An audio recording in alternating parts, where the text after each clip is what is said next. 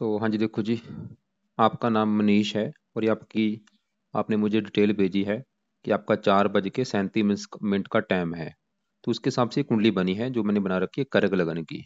लेकिन यहाँ पे अगर मैं 2 मिनट का फर्क डाल देता हूँ, 37 को अगर यहाँ पे मैं 35 कर देता हूँ, तो कुंडली चेंज हो रही है, मिथ लगन की कुंडली बन जाएगी। तो आप कन्फर्म होना चाहिए कि आपका टाइम बिल्कुल सही है। अगर 37 अगर 38 कर देता हूँ, फिर भी कुंडली आपकी यही रहेगी जो मैंने बना रखी है। और 38 अगर यहाँ पे 40 भी कर देता तब भी कुंडली यही रहेगी। मतलब 37, 38, 39, 40 तक कुंडली यही है। अगर 37 से पहले 36 कर दिया, फिर भी कुंडली यही है जो बना रखी है। बस 35, 35, 34, 33 इन पे आने पे कुंडली चेंज हो रही है। क्यों बना रहा हूँ? क्योंकि कंफर्म हो आपको बिल्कुल। तो आपकी जो अभी कुंडली मैं बनाई है 37 के हिसाब से है, तो कुंडली यहाँ पे देख लो कर्क लगन की है जो मैंने बना रखी है। अब सवाल है कि कुंडली है कैसी। कुंडली वैसे काफ़ी अच्छी भी है, कुछ ग्रह खराब भी हैं। तो पूरा विस्तार में आपको समझाऊंगा। सबसे पहले आप समझ लो कि ये जो कुंडली है, इसमें होते हैं टोटल 12 घर, जो कि मैं लिख देता हूँ। ये आपका पहला घर, दूसरा घर, तीसरा घर, चौथा, पांचवा घर, ये है छठा, सातवां, आठवां घर, नौवां, 10वां, 11वां और ये 12वां घर। अब ये जो मैंने 12 घर लिखे हैं, इन घरों से आपके जीवन के बारे में कुछ ना कुछ पता किया जाएगा। जैसे कि पहले घर से हम आपका शरीर देखेंगे, हेल्थ देखेंगे, स्वभाव, रंग रूप देखेंगे। दूसरे घर से धन जोड़ना। तीसरा घर छोटे भाई बहन। चौथा घर माता, मकान, वाहन। पांचवा घर बच्चों का है। ये छठा घर शत्रु, रोग, कर्जे का। सातवां घर आपकी पत्नी का। आठवें घर से आपकी उम्र देखेंगे।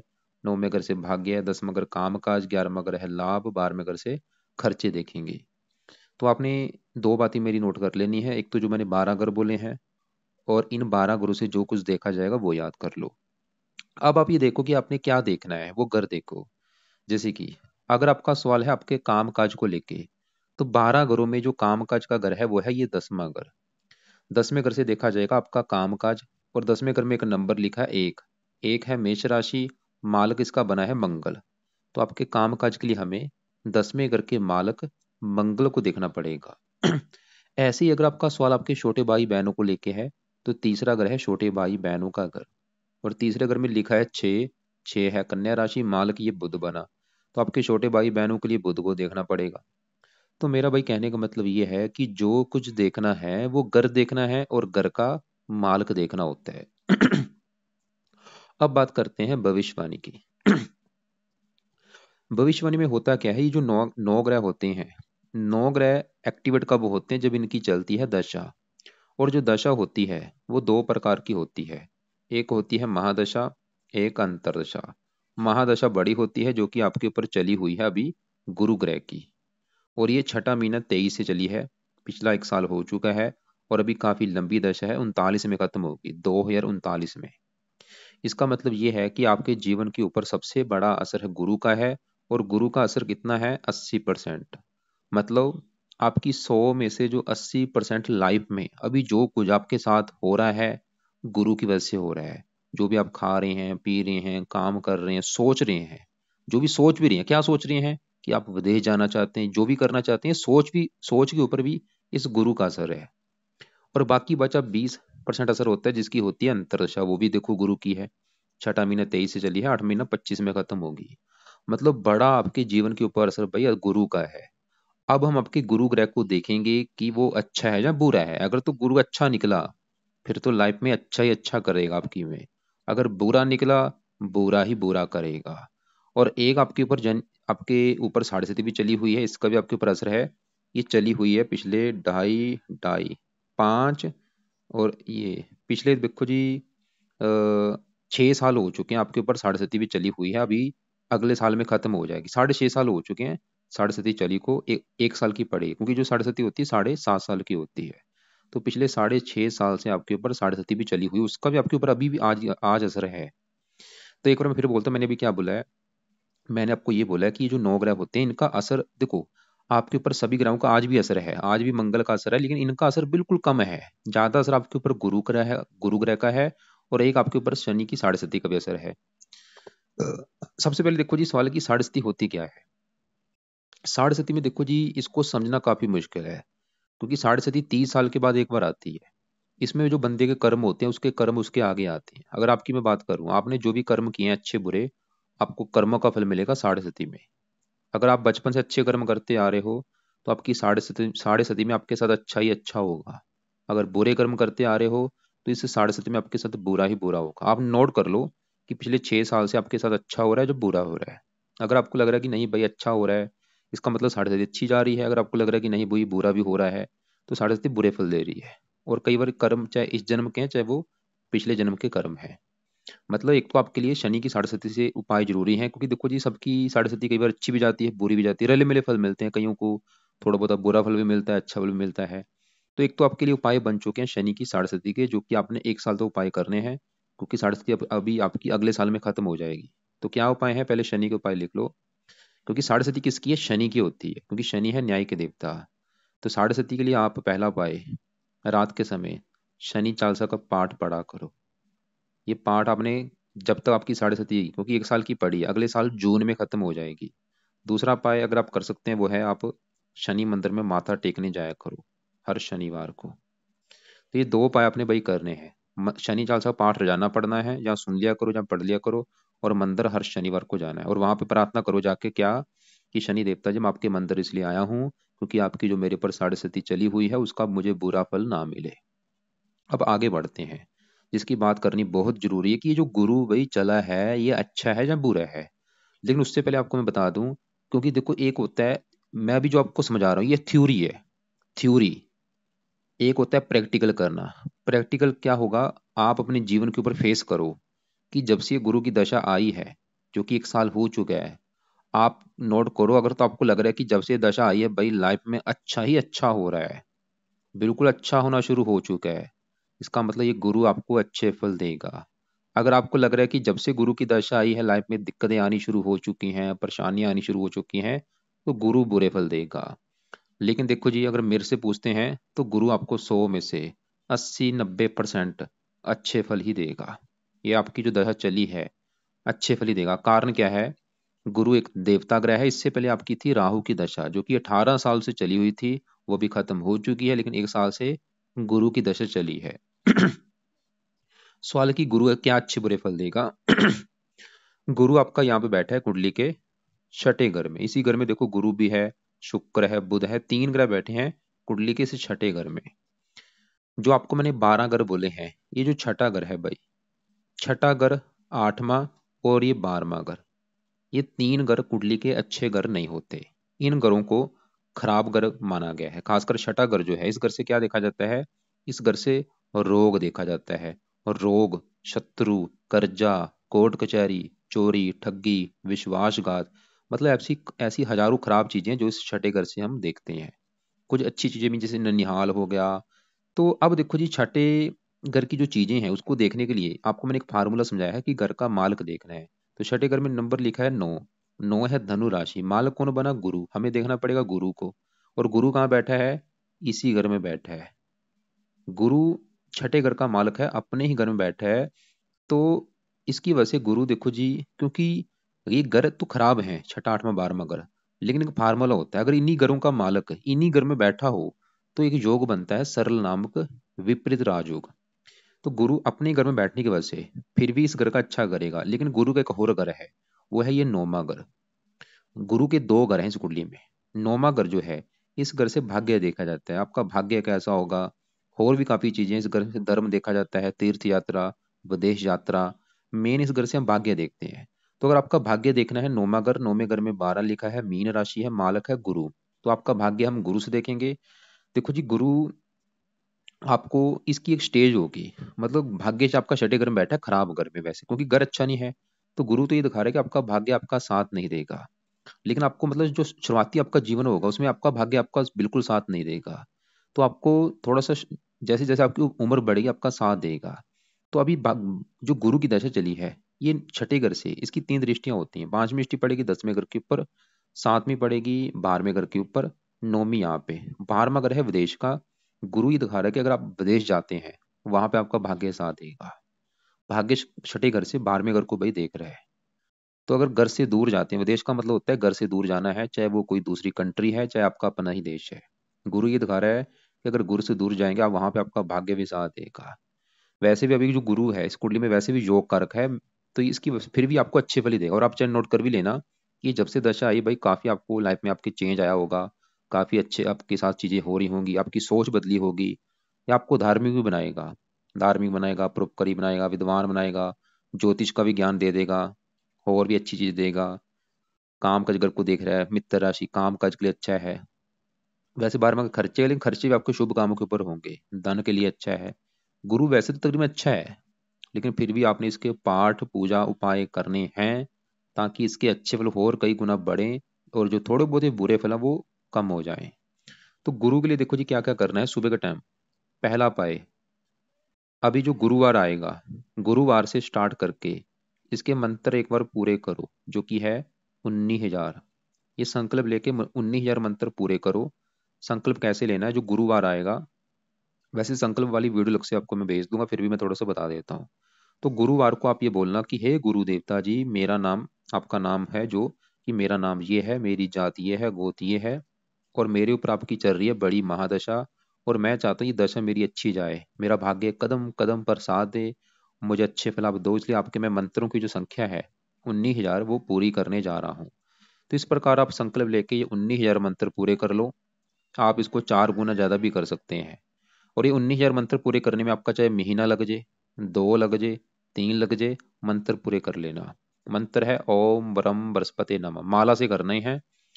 और ये वीडियो मंत्र कैसे किया जाता है आपको मैं अलग से एक वीडियो भेजूंगा, उसको देख लेना। मंत्र पूरे करने के बाद अगर आपको लगता है कि 4 गुना तो नहीं कर पाऊंगा, कोई बात नहीं, 19,000 कम से कम कर लेना। दूसरा उपाय जो आपने करना है वो है, इसके 2 पार्ट हैं, एक तो है गुरु कवच का पाठ, और एक है गुरु स्रोत का पाठ। ये दोनों पाठ आपने पढ़ने हैं सुबह के टाइम। और ये पाठ पढ़ने में, दोनों पाठ पढ़ेंगे आपके टोटल मिनट लगेंगे 4 4 मिनट, क्योंकि 2 2 मिनट के पाठ हैं। दोनों पाठ भाई सुबह के टाइम पढ़ लिया करो, या इनकी ऑडियो लगा के सुना करो। और कोशिश करो ज्यादा से ज्यादा पाठ पढ़ा करो, मतलब 2 2 पाठ 3 3 पाठ इनके पढ़ लिया करो। एक बार पढ़ लिया है दोबारा फिर पढ़ लो, दोबारा फिर पढ़ लो, या सुन लिया है दोबारा फिर सुन लो, सुना करो चाहे पढ़ा करो। चौथा उपाय अगर आपसे संभव हो वो है, आप इसका व्रत रखो गुरु ग्रह का। हर गुरुवार को, गुरु गुरुवार मतलब बृहस्पति, गुरु जो लिखा है बृहस्पति है, बृहस्पति कवच बृहस्पति स्रोत। तो हर बृहस्पतिवार को आपने बृहस्पति देवता का व्रत रखना है। व्रत में क्या करना होता है, जब आप सुबह उठेंगे बृहस्पतिवार को, सुबह नहा धो के प्रार्थना करना, जहाँ पे घर में कोई पूजा स्थान है वहां पे खड़े होके, कि बृहस्पति देवता जी आज आपका दिन है बृहस्पतिवार, आज आपका मैं व्रत रखूंगा, ताकि आपकी कृपा दृष्टि बनी रहे। व्रत में दिन में फल फ्रूट खा लेना, रात को एक टाइम भोजन करना है, बिना नमक के भोजन करना है। और बृहस्पति की जो कथा है वो कथा भी सुनना कि कथा क्या है। तो ये चीजें अपने देखो जी, उपाय इसके हैं बृहस्पति के। बाकी देखो जी, इसी घर में गुरु के साथ यहाँ पे शुक्र बैठा है, और शुक्र भाई आपका मुझे अच्छा नहीं लगा। अब शुक्र की बात करते हैं कि ये मुझे आपका क्यों खराब लगा है। क्योंकि आपको मैंने भी क्या बोला था, ये घर अच्छा नहीं है छठा घर। गुरु तो चलो इसलिए अच्छा फल दे रहा है क्योंकि वो अपने घर में बैठा है, लेकिन शुक्र खराब होने का पहला कारण, एक तो छठे घर में खराब घर में बैठा है, और शुक्र यहाँ पे जो 9 लिखा है ये गुरु का ग्रह है, जो कि शुक्र का दुश्मन है। ये जो 9 ग्रह होते हैं भाई, इनके अपने भी ग्रह होते हैं। अगर अपने घर में बैठे हैं ये अच्छे फल देते हैं, अपने दोस्त के घर में जाके बैठे हैं फिर भी अच्छे फल देते हैं। अगर ये दुश्मन के घर में बैठे हैं अच्छे फल नहीं देते। तो शुक्र खराब 2 कारणों से है, एक तो छठा घर खराब घर, ऊपर से दुश्मन के घर में बैठा है, और तीसरा कारण ये कुंडली में मार्केश भी है। अब शुक्र क्या खराब फल देगा, सवाल ये है। शुक्र इस कुंडली में 2 ग्रहों का है मालक। 2 ग्रह कौन से, एक तो शुक्र का घर है ये चौथा घर, और ये 11वां घर। 11वां चौथा दोनों ग्रहों का मालक है शुक्र। अब जो चौथा ग्रह है, ये घर समझो पहले किसका है। ये चौथा घर जो है ये घर है आपकी माता का घर। मकान वाहन भूमि जमीन जायदाद नौकर चाकर घरेलू सुख, घर की जरूरतें, ये जो भी चीजें मैंने बोली हैं इस चौथे घर से देखी जाएंगी। और चौथे घर में लिखा है 7, जो कि तुला राशि मालक बना शुक्र। तो चौथे घर की चीजें किससे देखेंगे, शुक्र से। और शुक्र कहाँ बैठा है, छठे घर में, जो कि है छठा घर शत्रु रोग कर्जे का घर। देखो जी, जैसे शुक्र चौथा घर किसका, माता, माता चली गई छठे घर में, रोग के घर में। शुक्र ये दिखा रहा है, एक तो आपकी माता को रोगी बनाएगा, या माता से आपका मनमुटाव भी होगा। चौथा घर मकान वाहन का है, आपको मकान वाहन संबंधी दिक्कतें पैदा करेगा लाइफ में। मतलब जो आपका घर है वाहन है भूमि जमीन जायदाद नौकर चाकर, इनको लेकर कोई दिक्कतें परेशानी आपको आएंगी। क्या दिक्कतें होंगी मुझे कन्फर्म नहीं, लेकिन कोई ना कोई दिक्कत तो दे देगा आपको। माता मकान वाहन संबंधी कोई दिक्कतें जरूर आएंगी। और शुक्र का ये 11वां घर भी है। 11वां घर किसका है? लाभ का घर, इसे लाभ घर कहते हैं। जीवन में जो भी हमें लाभ मिलते हैं 11वें घर से देखे जाते हैं। ये बड़े भाई बहनों का भी घर है, इच्छा पूर्ति का भी घर है, आमदनी का घर है। और 11वें घर में दो लिखा है मालक शुक्र, खराब घर में बैठा है। छठा घर किसका? शत्रु, रोग, कर्जा। आमदनी चलेगी कर्जे घर में। शुक्र आपको कर्जदार भी बनाएगा, ये दिखा रहा है कि आपको सर के ऊपर कर्जा भी होगा। लाभ भंग योग बनाएगा, कामों में लाभ नहीं मिलेगा। इच्छाएं पूरी नहीं होने देगा। आमदनी को लेकर दिक्कतें आएंगी, आमदनी कम होगी, खर्चे ज्यादा होंगे, शुक्र ही दिखा रहा है। अगर कोई बड़ा भाई बहन होगा उसको लेकर दिक्कतें। शुक्र पत्नी का भी कारक है, ये पत्नी को भी बीमार कर सकता है या पत्नी से मनमुटाव हो सकता है। मतलब अगर आपने भाई शुक्र को सही कर लिया, क्योंकि शुक्र पूरी कुंडली में, अगर आपका ग्रह खराब मुझे लगा शुक्र लगा ज्यादा, और आपको समझ आ ही चुका कितनी चीजें खराब फल देगा आपको। ये माता मकान वाहन भूमि जमीन जायदाद, इनको लेकर दिक्कतें, आमदनी को लेकर दिक्कतें, इच्छाएं पूरी नहीं होने देगा पूरी तरह से। एक और बात, चौथा घर जन्मभूमि का भी होता है। जन्मभूमि छठे घर में विदेश के घर को देख रहा है, ये भी ये दिखा रहा है कि आप अगर आप विदेश जाते हैं वहां पे आपको सफलता मिलेगी, शुक्र भी दिखा रहा है। तो कोशिश करो घर से दूर जाने की, जो कि आपका सवाल भी था कि विदेश का योग है यानी बहुत बड़े लेवल पे योग है। और आपको फायदा भी होगा, किस्मत भी आपकी चमकेगी विदेश जाके। लेकिन शुक्र के फिर भी आपने उपाय करने हैं ताकि ये बिल्कुल अच्छा हो। ये अच्छा हो गया, हजारों आपको फायदे होंगे। और तभी आपको लग्जरी लाइफ का सुख मिलेगा, तभी आपकी इनकम बढ़ेगी, आपके कामों में लाभ होगा, इच्छाएं पूरी होंगी, माता की हेल्थ अच्छी होगी, पत्नी की हेल्थ अच्छी होगी, आप कर्जे से बचेंगे। और छठा अगर गुप्त रोग का, ये शुक्र आपको गुप्त रोग भी दे सकता है, क्योंकि छठा अगर रोग का है, शुक्र है गुप्त अंगों का कारक, छोटा मोटा कोई गुप्त रोग भी आपको हो सकता है शुक्र की दशा में। जैसे पेशाब संबंधी, वीर्य, लिंग, ऐसा कोई रोग भी हो सकता है शुक्र की दशा में। मतलब अगर इसके उपाय करेंगे बचेंगे। ये शत्रु का भी होता है, गुप्त शत्रु बढ़ा सकता है। लेकिन शुक्र की दशा में दिक्कतें आएंगी जब शुक्र की कभी दशा चलेगी। वैसे इसकी देखो जी दशा हम देख लेते हैं, बड़ी दशा इसकी आगे जाके है लास्ट में, या छोटी दशा तो अभी चलो निकल गई होगी पीछे राहु की दशा में। ये दिक्कतें आई होंगी, चाहे आप नोट कर लेना 17, तो 17 से लेके 20 में ये दशा थी जो आपकी। तो शुक्र के जो उपाय हैं आपने करने हैं रात के समय। तो पहला शुक्र का उपाय है, आप शुक्र कवच का पाठ पढ़ा करो या इसको सुन लिया करो। और ये कोशिश करो पाठ को रिपीट किया करो, जो भी मैं पाठ बता रहा हूँ ज्यादा ज्यादा पढ़ने हैं सुनने, क्योंकि छोटे से पाठ है भाई, 2 मिनट में कुछ भी नहीं होता। तो दो दो पाठ, ये दो दो तीन तीन पाठ पढ़ा करो या सुन लिया करो। तीसरा उपाय, शुक्र का दान किया करो। गुरु का दान आपने नहीं करना, शुक्र का दान हर गुरु शुक्रवार को करना है। शुक्र के दान की वीडियो लग से आपको मैं भेज दूंगा। चौथा उपाय, आप शुक्र की देवी माता लक्ष्मी जी की भी पूजा उपासना कर सकते हैं, माता लक्ष्मी जी का कोई ना कोई पाठ पढ़ा करो। अब देखो जी आगे बढ़ते हैं। तो हमने यहाँ पे गुरु देखा, शुक्र देखा, बाकी आपके अभी दूसरे ग्रहों की भी बात करनी बाकी। और एक और बात, चौथे घर का मालिक शुक्र वो तो आपका है खराब, वो तो ये दिखा रहा है कि आपको माता मकान वाहन को लेके आएंगी दिक्कतें। लेकिन चौथे घर में मंगल शनि जो बैठे हैं, इनको भी देखना पड़ेगा आपकी माता मकान वाहन के लिए। और आपके लिए अच्छी बात क्या है कि फिर भी चौथे घर में मंगल शनि इस घर का अच्छा करेंगे, ये चौथे घर का अच्छा करेंगे, आपको ये दिखा रहे हैं कि आपको मकान वाहन का सुख मिलेगा। तो अब इनकी बात कर लेते हैं। यहाँ पे पहले देखो जी, इस घर जो है ये है सातवां घर। सातवां घर है आपकी पत्नी का घर। पत्नी हो गया, डेली की इनकम हो गया, ये चीजें हम सातवें घर से देखते हैं। तो फार्मूला क्या है, घर का मालिक देखना होगा। तो सातवें घर में देखो जी नंबर क्या लिखा है, 10 नंबर। 10 है मकर राशि, मालिक बना शनि। तो आपकी पत्नी के लिए हमें शनि ग्रह को देखना पड़ेगा। और शनि के अलावा सातवें घर में पत्नी घर में चंद्रमा सूर्य बैठे हैं, इनको भी देखना पड़ेगा। और इस ग्रह के ऊपर मंगल की चौथी दृष्टि है, उसको भी देखना पड़ेगा। मतलब 4-5 ग्रह देख के डिसाइड होगा आपकी पत्नी के बारे में, क्योंकि शुक्र को भी देखा जाता है जो कि पत्नी का कारक है, वो आपका हम देख चुके हैं, वो अच्छा मुझे नहीं लगा। वो तो ये दिखा रहा था कि पत्नी से लड़ाई झगड़े होंगे, पत्नी बीमार होगी। अब सातवें घर में पहले मैं यहाँ पे, पहले सातवें घर में चंद्रमा की मैं बात करता हूँ। चंद्रमा देखो जी बैठा है सातवें घर में, यहाँ पे शनि के घर में बैठा है। और चंद्रमा शनि को अपना दुश्मन मानता है। इसी घर में सूर्य बैठा है, सूर्य भी शनि को अपना दुश्मन मानता है। जैसे कि देखो जी मेरा घर है, मेरे घर में मेरे दुश्मन दो आ जाएं, दो दुश्मन मेरे घर में आए होंगे, वो मेरे घर में टीवी तोड़ देंगे, मेरी फ्रिज तोड़ देंगे, मेरे बेड तोड़ देंगे, वो मेरे घर का नुकसान करेंगे। तो वो काम यहाँ पे वैसे बनेगा क्योंकि सूर्य शनि चंद्रमा दुश्मन के घर में आके बैठे हैं। लेकिन चंद्रमा फिर भी आपको कई प्रकार के अच्छे फल देगा। ऐसा क्यों है? चंद्रमा आपका है इस घर का मालिक पहले घर का, जहाँ पे 4 लिखा है। पहला घर भाई आपके, ये सबसे मेन घर है। जो अभी मैंने 12 घर बोले हैं, सातवां घर पत्नी, पांचवा बच्चों का, चौथा माता, तीसरा छोटे भाई बहन, ऐसे पहला घर आपके बारे में बताएगा कि जो आप हैं आप कैसे होंगे, आपका रंग रूप, आपकी पर्सनैलिटी, सर मस्तक, ये चीजें हम पहले घर से देखेंगे।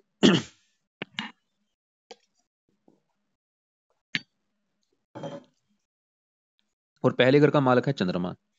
चंद्रमा अच्छे फल क्या देगा? चंद्रमा जिस घर में बैठता है उन चीजों में हमारा मन लगता है, क्योंकि चंद्रमा मन का कारक है। अगर तीसरे घर में बैठा होगा, भाइयों में मन लगता है, चौथे घर में बैठा है, माता में मन लगता है, तो आपका कहाँ बैठा है? पत्नी में। तो चंद्रमा आपकी पत्नी में, आपका मन ज्यादा लगेगा, आप मतलब पत्नी को प्रेम करने वाले होंगे, पत्नी में ज्यादा मन लगेगा, भोग विलास के कामों के ऊपर मन ज्यादा लगेगा।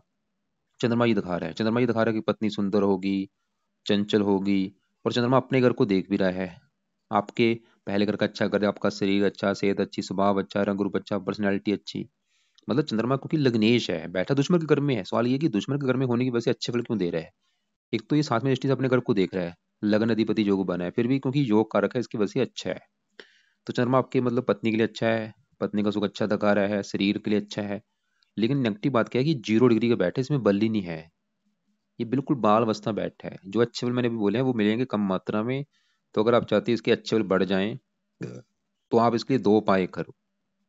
पहला उपाय, सुबह का टाइम चंद्रमा का मंत्र याप किया करो, और ये लाइफ टाइम करना है अपने। मंत्र है ओम सोम समाय नमः।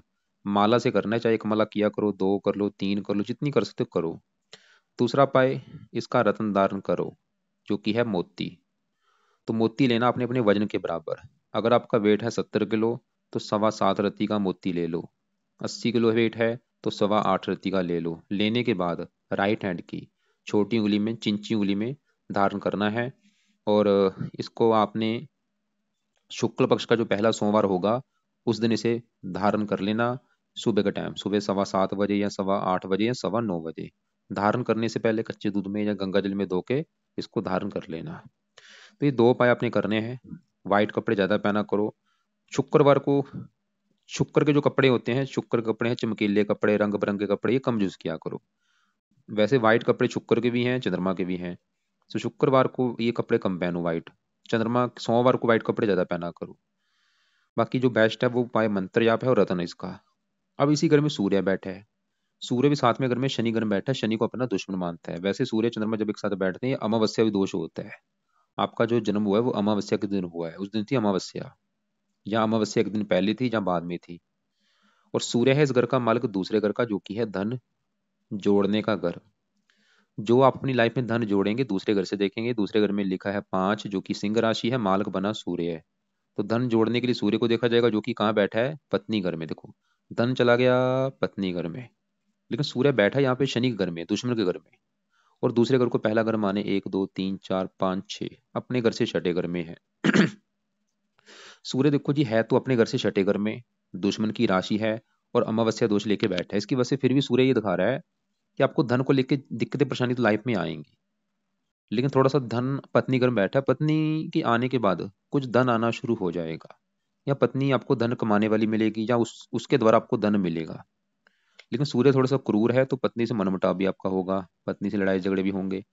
तो अगर आप एक सूर्य का मैं भी उपाय बताता हूँ, वो उपाय करते हैं, क्योंकि धन का मालक है भाई, आपकी लाइफ में धन आना शुरू हो जाएगा, पत्नी से लड़ाई झगड़े भी नहीं होंगे।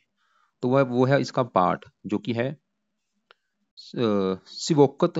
लिख लो आप, शिवोक्कत। शिवोक्कत सूर्य अष्टकम का पाठ है। सूर्य अष्टकम का ये पाठ है। ये पाठ आपने पढ़ना है या सुनना है? शिवोक्कत सूर्य अष्टकम का पाठ सुबह के टाइम पढ़ा करो, या इसकी ऑडियो लगा के सुना करो। एक इसके वैसे सूर्य के और भी पाठ हैं, सूर्य आदित्य हृदय स्रोत पाठ। वैसे ये धन के लिए है, क्योंकि धन का मालक है, ये धन के लिए पाठ बना गया है, सूर्य का पाठ है, इसकी वजह से धन लाइफ में आएगा। और अब आगे बढ़ते हैं, क्योंकि साथ में घर में सूर्य चंद्रमा बैठे, ये है शनि का घर। तो शनि को भी देखा जाएगा, शनि बैठा है चौथे घर में। अब चौथा घर, जो कि मैंने आपको अभी बोला था, चौथा घर आपकी है माता, मकान, वाहन का घर। और चौथे घर का माल शुक्र, वो हम देख चुके, वो तो खराब है भाई। अब चौथे घर में जो शनि है, शनि यहाँ पे शुक्र घर में बैठा है, और ये जो 7 है, तुला राशि, जो कि शनि की है उच्च राशि, जो कि बहुत बड़ी अच्छी बात है। आपका शनि जो है उच्च का बैठा है, क्योंकि जो उच्च के ग्रह होते हैं अच्छे होते हैं। मतलब पत्नी उच्च राशि में बैठी है, तो शनि तो ये दिखा रहा है कि भाई पत्नी का सुख अच्छा है। और कहाँ बैठा है शनि उच्च का? चौथे घर में, मकान वाहन के घर में। मतलब पत्नी चलेगी मकान वाहन के घर में उच्च राशि में, तो पत्नी आएगी तो आपको मकान वाहन का सुख मिलना शुरू हो जाएगा, शनि ये दिखा रहा है। लेकिन शनि आपके विवाह में काफी देरी करेगा, आपका विवाह काफी देरी से होगा उम्र निकल जाने के बाद। लेकिन अगर विवाह हो गया तो आपकी किस्मत भी चमक जाएगी, आपकी किस्मत चमके, आपका भाग्योदय होगा विवाह होने के बाद भी। और विवाह होने के बाद भी आपकी लाइफ में आपको मकान वन का सुख मिलेगा। और शनि इस आठवें घर का भी मालिक है, जहाँ पे 11 लिखा है। आठवां घर उम्र का, उम्र भी आपकी काफी लंबी कर देगा ये ससुराल का भी घर होता है, ससुराल के लिए अच्छा है। और शनि चौथे घर का अच्छा कर देगा, मकान वन का सुख मिलेगा खासकर विवाह होने के बाद। अब साथ में मंगल बैठा है। मंगल है इस घर का मालिक 10वें घर का, जहाँ पे एक लिखा है। 10वां घर काम काज पिता सरकार। और मंगल इस घर का भी मालिक है 5वें घर का, जहाँ पे 8 लिखा है। ये 5वां घर है संतान का घर, पढ़ाई बुद्धि। 5वां घर संतान का, 5वें घर में 8 लिखा है, मालिक है मंगल। ये चौथा घर है सुख। सं, 5वां घर संतान का है, संतान घर का मालिक सुख घर में बैठा है, संतान से आपको सुख मिलेगा, मंगल ये दिखा रहा है।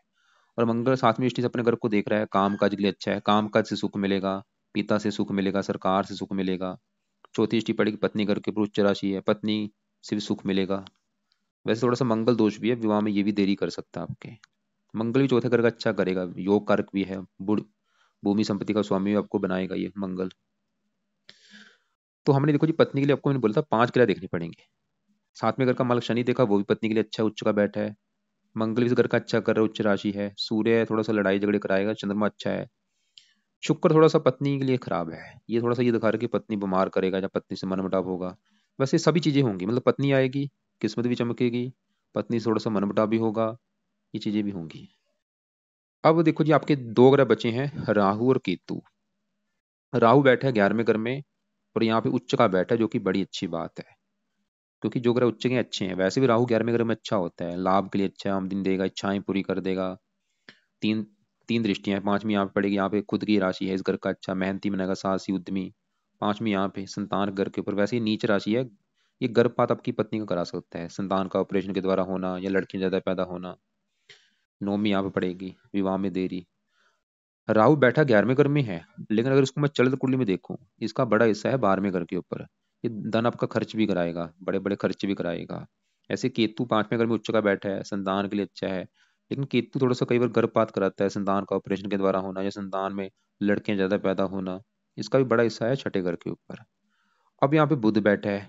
बुध बैठा है छठे घर में है, लेकिन चलत में जा रहा है 7वें घर के ऊपर, जो कि अच्छी बात है। इस घर के ऊपर आने की वजह से पत्नी बुद्धिमान होगी। तो यहाँ पे देखो जी शॉर्टकट में चीजें मैं आपको बता चुका हूँ। सिंपल सी बात है कि ग्रह कौन से अच्छे बुरे हैं। तो आपके देखो जी राहु केतु उच्च के बैठे हैं, इसकी वजह से तकरीबन अच्छे ही हैं। शनि उच्च का बैठा है, वो भी बड़े लेवल पे अच्छा है, तो खासकर पत्नी के आने के बाद आपको फायदा देगा।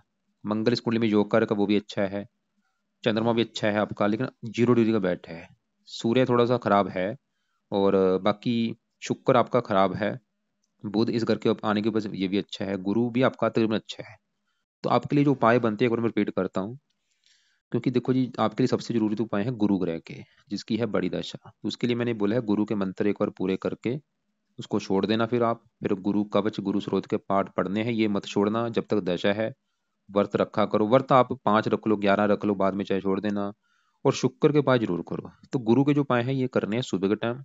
शुक्र के 2 पाठ बोले हैं रात के समय, इनको पढ़ लिया करो या इनको सुन लिया करो। और बाकी चंद्रमा का मंत्र बोला है, ये भी सुबह के टाइम करना है, ओम सोम सुमाय नमः। और ये जो सूर्याष्टकम का पाठ बोला है, ये भी सुबह के टाइम पढ़ना है।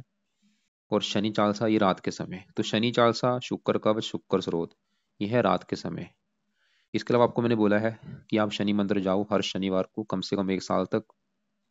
और बाकी देखो जी आप शुक्र के लिए मैंने बोला है माता लक्ष्मी जी की पूजा उपासना भी कर सकते हो, उसका कोई ना कोई पाठ पढ़ लिया करो। इसका एक पाठ है, श्री सुक्त का पाठ है, माता लक्ष्मी जी का पाठ है, वो धन के लिए होता है, वो पढ़ सकते हो। बाकी अगर आपका सवाल है कि विदेश जाने के, तो भाई काफी योग है, आपको जाना भी चाहिए, फायदा भी आपको होगा, किस्मत आपकी चमकी विदेश जाके।